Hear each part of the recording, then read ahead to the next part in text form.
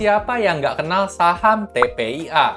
Saham terafiliasi konglomerat Pak Prajogo Pangestu ini berencana meng-IPO-kan salah satu anak usahanya, yaitu CDIA, tanggal 8 Juli nanti. Nah, saham-saham terafiliasi Pak PP ini memang lagi rame banget diomongin di kalangan investor tanah air. Gimana enggak? Harga saham milik beliau sering naik ratusan bahkan ribuan persen dalam waktu yang relatif singkat. Sebut aja saham TPIA, yang pernah naik 423% dalam waktu 1 tahun. Saham BRPT naik 73% dalam 1 bulan. Dan saham Cuan yang melejit 3.500%, 9 bulan pasca IPO aja. Nah, gimana nih dengan saham IPO CDIA ini? Apakah bakal sama nasibnya kayak saudara-saudaranya? Gimana sih step by step cara ikutan IPO-nya? Yuk tonton video ini terus sampai selesai.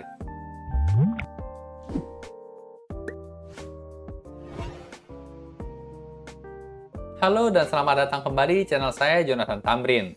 Buat teman-teman yang baru pertama kali nonton, di channel ini saya sharing hal-hal seputar saham dari sudut pandang fundamental. Ada analisa saham, ada mindset investasi, dan ada update berita terkini.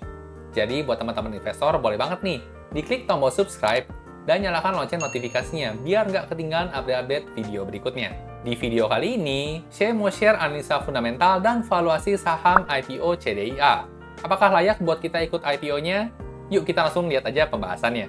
Buat mulai analisa saham IPO CDIA ini, langkah pertama adalah kita akses data prospektusnya. Belum ada laporan keuangannya ya, karena belum IPO.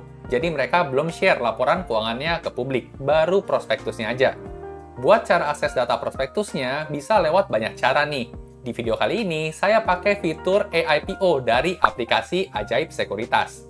Buat teman-teman yang belum pernah invest saham, Ajaib ini merupakan salah satu sekuritas ya, tempat kita bisa jual beli aset investasi. Dari saham, obligasi, reksadana, saham US, bahkan kripto juga. Udah terdaftar dan diawasi sama OJK juga, jadi tenang, duit kita nggak bakal dibawa kabur. Kalau belum punya akunnya, daftar aja, gratis. Bisa pakai kode Ajaib saya, JoTamrin, pas daftar. Lumayan, ada hadiahnya. Oh iya, mereka juga lagi ada bonus RDN Rp5.000 ya buat pengguna baru yang deposit dan ikutan IPO CDIA ini. Oke, sekarang kita langsung aja ya, coba kita baca prospektus IPO CDIA ini. Nah, langkah pertama, setelah kita buka aplikasi Ajaib, kita tinggal scroll ke bawah aja ya, cari menu eIPO di sini. Nah, ini langsung ada nih, di bagian pertama ada CDIA. Langsung kita klik aja. Nah, setelah diklik, maka langsung masuk ke tampilan profil perusahaannya dari saham yang mau IPO ini, yaitu saham CDIA. Di sini kita bisa lihat beberapa informasi penting ya, dari nama PT-nya, yaitu PT Chandra Daya Investasi Tbk. Untuk status eIPO-nya sekarang masih periode book building ya, dari tanggal 19 Juni sampai tanggal 24 Juni. Untuk penawaran awal, harganya bisa di kisaran Rp170 sampai Rp190 nih per lembar sahamnya. Di sini kita bisa lihat juga ya, untuk poin penawaran umumnya itu nanti tanggal 2 sampai 3 Juli, lalu kemudian pencatahan tanggal 4, distribusinya tanggal 7, dan nanti terakhir pencatatan sahamnya itu tanggal 8 ya, kita udah bisa transaksiin di bursa kita. Lanjut di bawah sini juga ada tentang perusahaan ya, kalau mau lebih ringkasnya di bawah ada deskripsi perusahaan juga. Jadi CDIA ini masuk sektor infrastruktur, subsektornya masuk electric utilities. Di bawahnya juga kita bisa lihat ya, bidang usaha intinya adalah aktivitas perusahaan holding dan konsultasi manajemen lainnya. Jadi meskipun CDIA ini merupakan sektor infrastruktur dan electric utilities, tapi dia sendiri merupakan perusahaan holding ya, yang perusahaan listriknya itu anak-anak usahanya dia. Lanjut lagi di bawah sini ada informasi penting dari jumlah saham yang ditawarkan ya, ada 124 juta lot saham, dan buat persen total saham yang dibayarkan ke masyarakat itu sebesar 10% aja.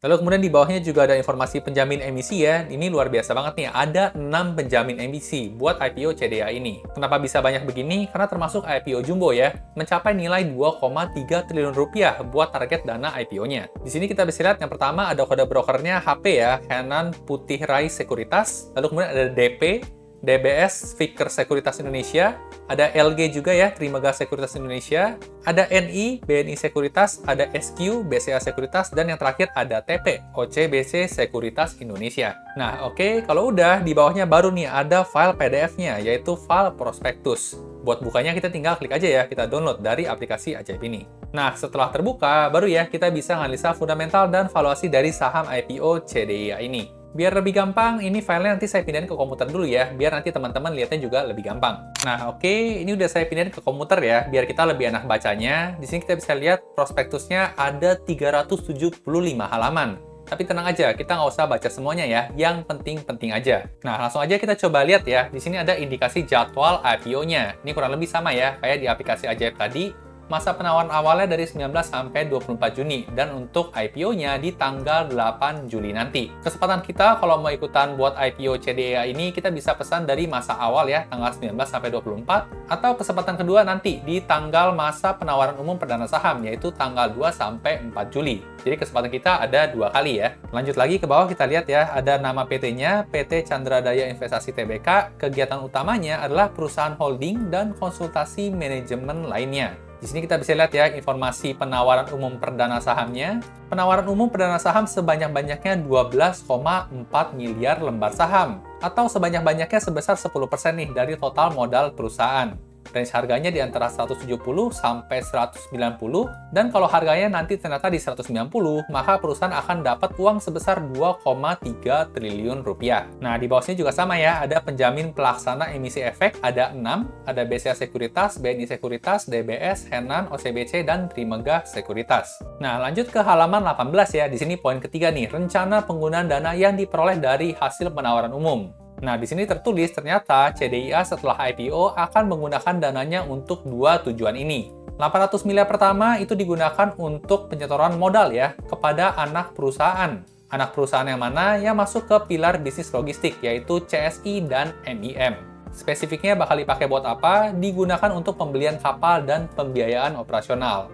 Nah, jadi untuk tujuan yang pertama ini tergolong tujuan yang bagus ya, karena bukan buat bayar utang, tapi buat aktivitas operasional perusahaan. Yang pertama di sini 800 miliar ya, lalu sisanya sekitar 1,5 triliun, seluruhnya akan disalurkan pada perusahaan anak juga ya, yang masuk dalam pilar bisnis pelabuhan dan penyimpanan, yaitu CSP. Lalu setelah disalurkan, disalurin lagi nih ke anak usahanya lagi, yaitu CCP. Buat apa duitnya? Buat digunakan untuk keperluan pembuatan tangki penyimpanan, pipa saluran etilen, dan fasilitas-fasilitas penunjang lainnya. Jadi ini juga bagus ya, buat aktivitas operasional, bukan buat bayar hutang. Nah, oke, sekarang kita lanjut lagi ya. Kita lihat dari struktur pemodalannya nih.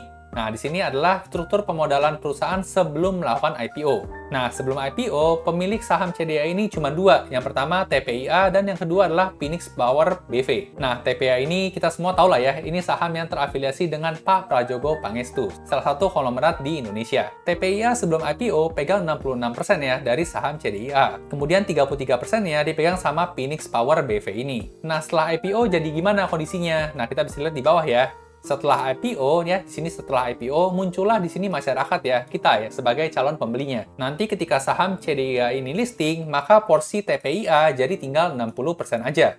Phoenix Power-nya pegang 30% dan masyarakatnya pegang 10%. Jadi disebar ke masyarakat cuma 10% ya dari total seluruh perusahaan. Nah, angka 10% ini besar atau kecil sih? Sebenarnya sih kecil ya. Ini bisa dibilang tipikal saham-saham yang terafiliasi sama Pak Prajogo Pangestu ya. IPO-nya ini nominal persentasenya kecil-kecil buat masyarakat. Jadi sebenarnya bisa juga dibilang perusahaan sebenarnya nggak butuh-butuh duit amat ya. Nah, meskipun kecil, tapi jadi plus minus ya. Karena biasanya untuk saham yang pemilikan masyarakatnya kecil, harga sahamnya itu lebih volatil, lebih cepat naik dan lebih cepat turun juga. Karena pasti yang jual beli di bursa itu kebanyakan harian adalah masyarakatnya. Pengendalinya itu biasanya nggak jualan. Nah, oke, sekarang kita lanjut ya. Lihat data-data keuangan pentingnya nih. Langsung kita scroll ke bawah aja, lihat tabelnya. Nah, yang pertama di sini ada laporan neraca dalam US dollar penuh.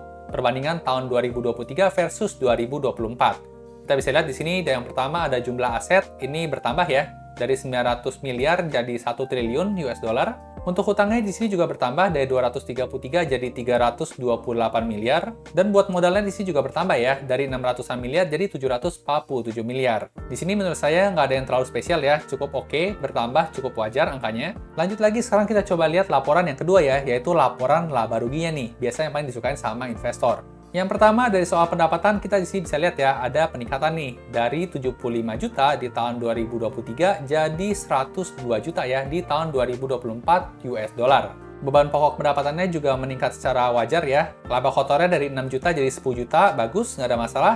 Nah, cuma di sini ada hal yang menarik ya. Masuk ke laba sebelum pajak nih. Nah, biasanya untuk laba sebelum pajak, angkanya itu lebih kecil dibandingkan dengan laba kotor. Tapi buat case tahun 2024, di sini angkanya malah lebih tinggi nih dibandingkan dengan laba sebelum pajak.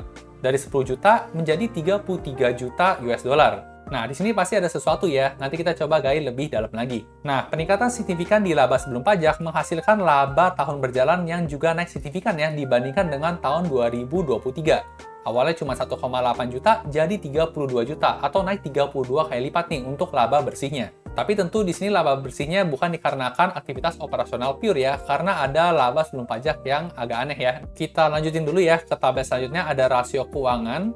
Di sini kita bisa lihat untuk pendapatan perusahaan naik 35% ya dari tahun 2023. Nah, di sini menarik nih, laba tahun berjalannya naik 16 kali lipat nih dibandingkan dengan tahun 2023. Ntar kita coba cek ya, kira-kira perusahaan ngomong apa nih soal kenaikan laba tahun berjalan yang signifikan ini. Lanjut lagi, di sini aset naik 17%, utangnya naik 40%, dan jumlah modalnya naik 9,5% aja. Nah, meskipun utangnya naik cukup gede ya, 40%, kita coba bandingin sama rasio keuangannya. Rasio hutang yang pertama ada namanya current ratio, masih sehat ya, masih jauh di atas 1, angkanya 9,01. Quick ratio-nya juga sehat banget ya, karena jauh dari angka 1 nih, di angka 22,05 kali. Jadi dari segi perhutangan, di sini kita bisa lihat nggak ada masalah ya untuk rasio-rasio, angkanya masih pada sehat. Nah oke, ini rasio hutang, di bawahnya juga ada rasio pendapatan ya, atau rasio usaha. Yang pertama ada laba kotor dibagi pendapatan, ini namanya gross profit margin ya, angkanya 10,23%. Yang kedua, operating profit margin di sini 2,17%. Dan yang terakhir, ini net profit margin, angkanya lebih tinggi nih dibandingkan laba usaha, 31,97%. Jadi ada anomali ya. Karena normalnya itu bergradasi ya, di sini paling tinggi, lalu kemudian mengecil dan mengecil. Tapi di sini lebih gede, bahkan lebih tinggi dibandingkan dengan gross profit margin-nya. Nah, lanjut di bawah sini juga ada rasio ROE ya, laba tahun berjalan dibagi jumlah ekuitas. Angkanya di sini 4,37% buat ROE-nya di tahun 2024, padahal tadi ada anomali di sini. Sedangkan buat tahun 2023 yang nggak anomali, di sini ROE-nya ternyata cuma 0,28% aja nih. Jadi tergolong kecil banget ya. Ini ibarat kalian masukin modal 100 juta rupiah, pengembaliannya cuma 280.000 aja. Masih jauh lebih tinggi deposito ya, yang bisa 3-4%. Nah, oke, kita lanjut lagi ke bawah ya. Di sini kita bisa lihat list dari anak-anak perusahaannya si CDIA ini. Yang pertama ada perusahaan anak langsung, yang nama perusahaannya KCE ya. Di sini dimiliki oleh Prajogo Pangestu sebesar 70% dan berkontribusi terhadap pendapatan sebesar 89%. Sedangkan terhadap laba bersihnya itu 12,6% si KCE ini. Nah, di sini kita bisa lihat ya, nama pemilik manfaatnya dominan Pak Prajogo Pangestu. Ya, di sini semuanya Prajogo Pangestu. Satu di sini Sumartono, tapi kalau kita lihat ke bawah juga masih lanjut ada Pak PP juga ya. Selain perusahaan anak langsung juga ada perusahaan anak yang tidak langsung sama dimiliki Pak PP juga di sini.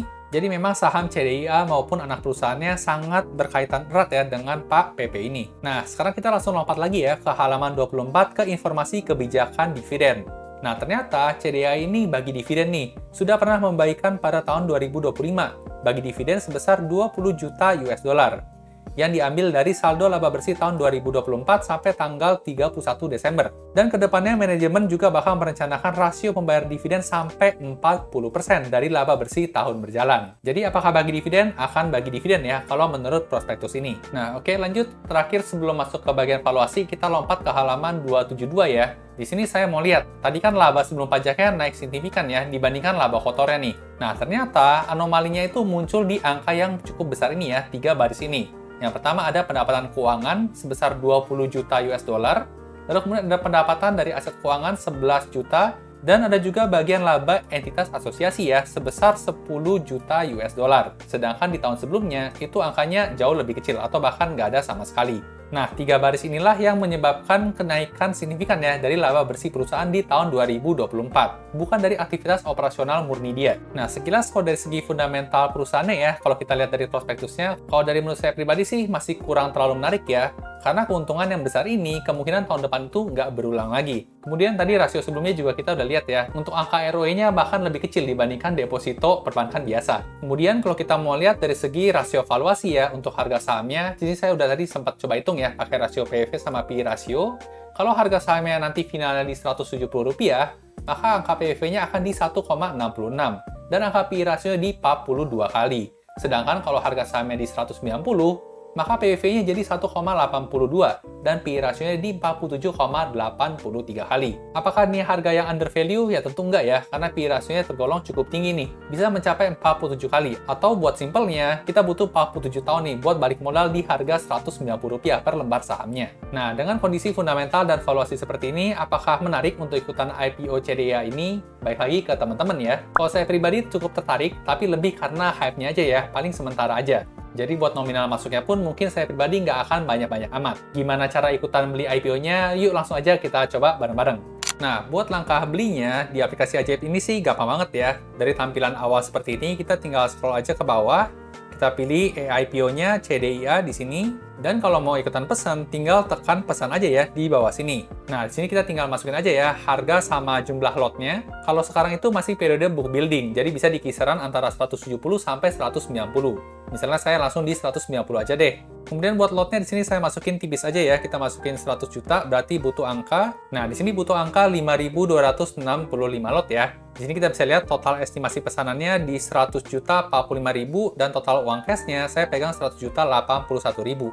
Ada biaya-biaya materainya 10.000 dan kalau udah oke, tinggal kita lihat di bawahnya ya, ada dua pertanyaan nih, kita tinggal jawab aja. Apakah kamu pihak terafiliasi? Saya enggak ya. Apakah kamu karyawan CDIA? Saya juga bukan. Lalu di bawah terakhir ada saya menyetujui ya, tinggal centang aja dan tekan pesan di sini. Kalau udah akan muncul halaman konfirmasi pesanan ya, di sini kita bisa cek kembali. Kalau udah sesuai, tinggal tekan tombol pesan aja di bawah sini. Nah, kalau udah otomatis sudah selesai ya, pesanan IPO sudah berhasil. Lanjut kita bisa tekan selanjutnya di sini. Nah, langsung muncul keterangan ya di bawah sini, pesanan sudah dicatat dan diproses. Harga final akan dikonfirmasi pada tahap penawaran umum. Nah, kalau udah begini, kita tinggal tunggu aja sampai penjatahan nanti. Oke, jadi itu tadi serba-serbi IPO CDIA dan gimana cara ikutan IPO-nya.